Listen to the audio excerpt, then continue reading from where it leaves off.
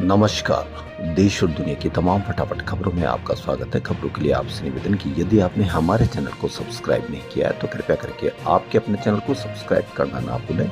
आप सब्सक्राइब करते हैं तो हमें हिम्मत होती है सही और सच्ची खबरें आप तक पहुंचाने की, वरना मीडिया में किस तरह की झूठी मूठी खबरें आपको पेश की जा रही है, इससे आपको पता ही नहीं चल पा रहा है कि आप किसकी खबर देख पा रहे हैं और कितनी खबर देख पा रहे हैं। इसलिए आपको पता है कि क्या आप देश में हर व्यक्ति पर कितना कर्जा हो गया है, नहीं पता। हर व्यक्ति प्रति व्यक्ति 1-2 साल में 90,000 रुपए प्रति व्यक्ति कर्जा बढ़ गया है। लेकिन आपको अब न तो इन खबरों का पता है और न ही इन पर कोई चर्चा होती है। आपका बच्चा कितना बेरोजगार है, कितने प्रतिशत बेरोजगारों में है, यह आपको पता ही नहीं है। तो क्या है आज की बड़ी खबरें। उत्तर प्रदेश के पूर्व मुख्यमंत्री और समाजवादी पार्टी के मुखिया अखिलेश यादव का आज 52वां जन्मदिन है। सपा चीफ के जन्मदिन को लेकर समाजवादी पार्टी कार्यकर्ताओं की तरफ से कई आयोजन किए जा रहे हैं, तो वहीं दूसरी तरफ उन्हें बधाई देने का सिलसिला भी जारी है। लोकसभा नेता प्रतिपक्ष राहुल गांधी ने भी अखिलेश यादव को जन्मदिन की बधाई दी है। नेता प्रतिपक्ष राहुल गांधी ने सोशल मीडिया प्लेटफॉर्म एक्स पर लिखा है कि पीडीए की बुलंद आवाज भाई अखिलेश यादव को जन्मदिन की हार्दिक शुभकामनाएं और बधाई। आप स्वस्थ रहें, खुश रहें। हम इस न्याय और बराबरी की लड़ाई में कंधे से कंधा मिलाकर आपके साथ हैं। अमेरिकी राष्ट्रपति डोनाल्ड ट्रंप ने मंगलवार यानी आज टेस्ला के सीईओ एलन मस्क पर बड़ा तंज कसा। उन्होंने कहा कि अगर मस्क को मिलने वाली सब्सिडी बंद हो जाए तो उनको अपनी दुकान बंद करके दक्षिण अफ्रीका लौटना पड़ेगा। ट्रंप ने कहा कि सब्सिडी बंद होने से न तो टेस्ला इलेक्ट्रिक कारों का प्रोडक्शन कर पाएगी और न ही स्पेस एक्स के रॉकेट सैटेलाइट लॉन्च होंगे। ट्रंप ने दावा किया कि मस्क को सरकारी सब्सिडी के तौर पर इतना पैसा मिला है जितना शायद किसी और को नहीं मिला। उन्होंने सुझाव दिया है कि डीओजीई इस मामले की डिटेल जांच करे, इससे देश का पैसा बचेगा। अमेरिकी राष्ट्रपति ने कहा कि मस्क को राष्ट्रपति पद के लिए मेरा समर्थन करने से बहुत पहले ही पता था कि मैं ईवी मैंडेट के खिलाफ हूँ। इलेक्ट्रिक गाड़ियाँ अच्छी है, लेकिन हर इंसान को इन्हें खरीदने के लिए मजबूर करना गलत है। एलोन मस्क ने शनिवार को ट्रंप के बिग ब्यूटीफुल बिल की एक बार फिर से आलोचना की थी। मस्क ने शनिवार को एक्स पर लिखा था कि ट्रंप का यह बिल अमेरिका में लाखों नौकरियां खत्म कर देगा और हमारे देश को बहुत बड़ा रणनीतिक नुकसान पहुंचाएगा। मस्क ने कहा कि यह पूरी तरह से पागलपन से भरा और विनाशकारी है। पहाड़ी राज्य हिमाचल प्रदेश और उत्तराखंड में 3 दिन से लगातार तेज बारिश हो रही है। हिमाचल के मंडी में 4 जगहों पर बादल फटे। कुकलाह में पुल के साथ कई गाड़ियां बह गई।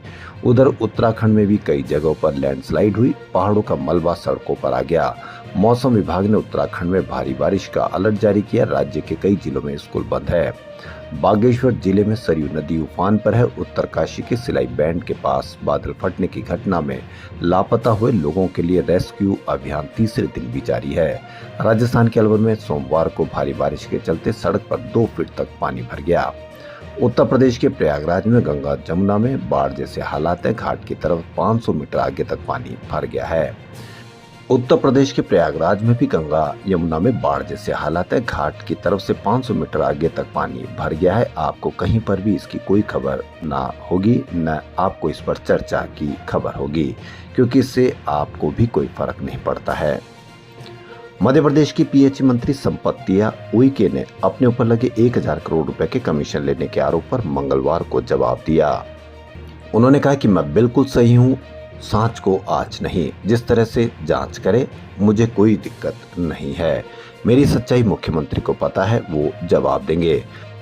उधर कैबिनेट बैठक में मंत्री के ऊपर लगे आरोप और जांच का मामला उठा। डिप्टी सीएम राजेंद्र शुक्ल ने कहा कि अपने ही विभाग के मंत्री के खिलाफ जांच बैठाने वाले पीएचई विभाग के प्रमुख अभियंता के विरुद्ध नियमानुसार कार्रवाई की जाएगी। जी हां, जिन्होंने जांच के लिए आदेश दिया उन्हीं के खिलाफ अब कार्रवाई की जाएगी। सांच को आँच नहीं तो फिर इससे घबराने की कहां जरूरत है। बता दें कि पीएचई मंत्री संपत्तिया उइके पर 1000 करोड़ रुपए कमीशन लेने के आरोप लगे थे। इस पर लोक स्वास्थ्य यांत्रिकी विभाग ने उनके खिलाफ जांच बैठा दी है। प्रमुख अभियंता संजय अंतवान ने प्रधानमंत्री से की गई शिकायत और केंद्र की ओर से मांगी गई रिपोर्ट के बाद जांच के आदेश दिए थे। पूर्व विधायक किशोर समरीते ने 30,000 करोड़ के जल जीवन मिशन में भ्रष्टाचार के आरोप लगाए थे। आम आदमी पार्टी के राष्ट्रीय संयोजक और दिल्ली के पूर्व मुख्यमंत्री अरविंद केजरीवाल 1 से 3 जुलाई तक गुजरात के दौरे पर रहेंगे। इस दौरे का मुख्य उद्देश्य हाल विसावदर विधानसभा उपचुनाव में मिली शानदार जीत का जश्न मनाना और पार्टी के गुजरात जोड़ो सदस्यता अभियान की शुरुआत करना है। यह अभियान 2 जुलाई को अहमदाबाद से शुरू होगा और पूरे गुजरात में फैलाया जाएगा। केजरीवाल आज अहमदाबाद पहुंचेंगे। यहां वे एक धन्यवाद रैली को संबोधित करेंगे, जिसमें विसावदर में आप उम्मीदवार गोपाल इटालिया की जीत के लिए जनता और कार्यकर्ताओं का आभार व्यक्त करेंगे। इस जीत ने गुजरात में बीजेपी के गढ़ में सेंध लगाई, जिससे आप कार्यकर्ताओं में जोश भर गया है। गुजरात जोड़ो सदस्यता अभियान के जरिए आपने गुजरात में अपनी जड़ों को और मजबूत करने का लक्ष्य रखा है। पार्टी का लक्ष्य 1 लाख नए कार्यकर्ताओं को जोड़ना है। भारत के हर व्यक्ति पर औसतन 4.8 लाख रुपए का कर्ज है। मार्च 2023 में ये 3.9 लाख रुपए था। बीते 2 साल में इसमें 23% की बढ़ोतरी हुई है, यानी हर भारतीय पर औसतन 90,000 रुपए का कर्ज और बढ़ गया है। रिजर्व बैंक ऑफ इंडिया ने अपनी जून 2025 की फाइनेंशियल स्टेबिलिटी रिपोर्ट में इसकी जानकारी दी है। इस पर कहीं कोई चर्चा है कि 2 साल में 23% की बढ़ोतरी कैसे होगी? 3.9 लाख रुपए का कर्ज 4.8 लाख रुपए का कैसे हो गया? यह कर्ज आपको चुकाना तो नहीं पड़ेगा, लेकिन इसका असर आप पर अवश्य पड़ेगा। इसका मतलब है कि लोग पहले से ज्यादा उधार ले रहे हैं। इसमें home loan, personal loan, credit card का बकाया और अन्य रिटेल लोन शामिल है। खासकर नॉन हाउसिंग रिटेल लोन का हिस्सा सबसे ज्यादा है। कांग्रेस नेता प्रियांक खड़गे ने सोमवार को मीडिया से बातचीत में कहा कि अगर केंद्र में कांग्रेस की सरकार बनती है तो आरएसएस पर बैन लगाया जाएगा।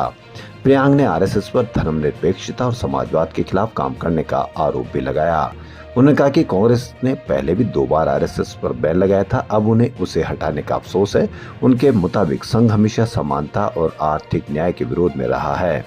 प्रियांक खड़गे कांग्रेस के राष्ट्रीय अध्यक्ष मल्लिकार्जुन खड़गे के बेटे हैं और अभी कर्नाटक सरकार में मंत्री है। पहले भी आरएसएस को बैन करने की बात कर चुके हैं। 2 साल उन्होंने कर्नाटक में आरएसएस को बैन करने की बात कही थी। प्रियांक खड़गे ने आरएसएस भाजपा से देश को लेकर कोई सवाल नहीं पूछती।